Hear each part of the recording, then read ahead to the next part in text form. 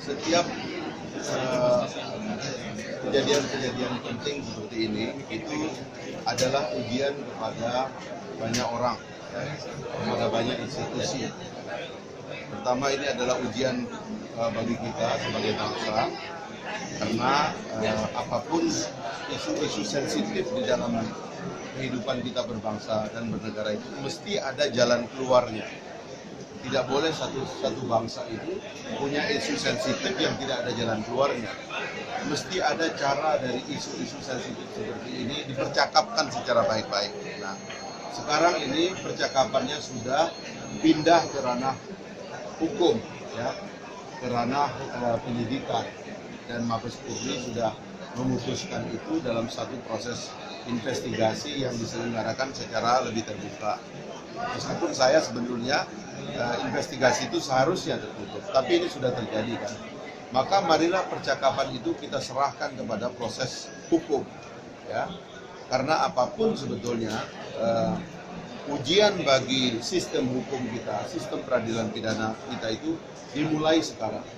Ketika kita mampu menyerap, ya, inti dan saripati daripada kebenaran hukum itu sendiri yang bersumber dari aturan yang ada, itu kemudian diputuskan secara transparan, terbuka, ya, independen, ya, imparsial, ya, memenuhi standar-standar sistem peradilan pidana yang baik dan sehat, yang beradab, begitu ya, dan juga memenuhi rasa keadilan secara umum.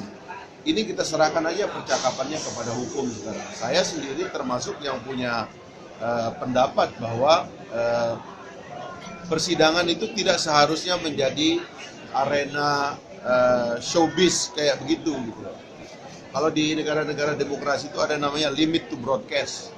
Begitu dia masuk ke ranah hukum, biarlah yang bercakap itu adalah para pihak dalam hukum itu.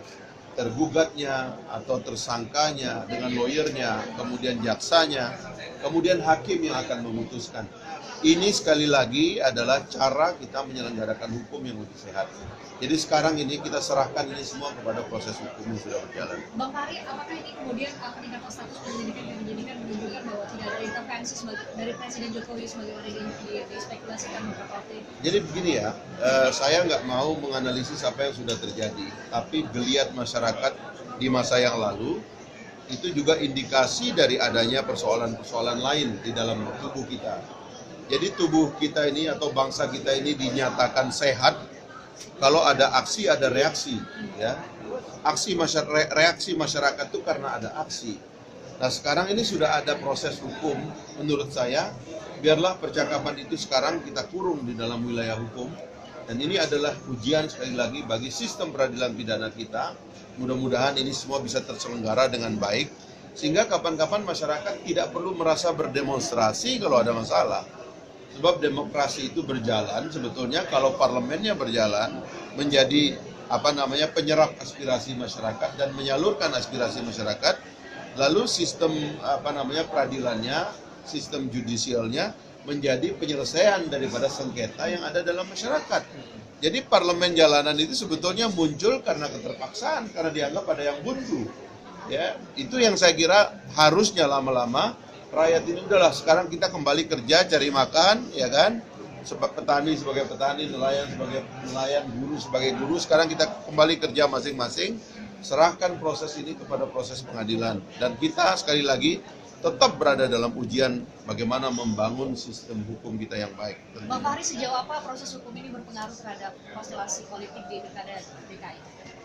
Ya, kalau soal Pilkada DKI kan ada undang-undangnya, ada undang-undang tentang pemerintah daerah, ada undang-undang tentang Pilkada, dan kebetulan undang-undangnya mengatakan orang itu meskipun dia menjadi tersangka, dia tetap berjalan prosesnya, tetapi ini kan ada proses politik pemilihan dari masyarakat.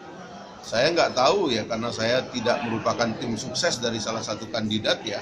Saya tidak tahu apakah kandidat ini akan menggunakan momentum ini untuk bertanding atau bagaimana, saya tidak tahu. Saya kira itu. Oke, terima kasih Bang. Terima kasih ya.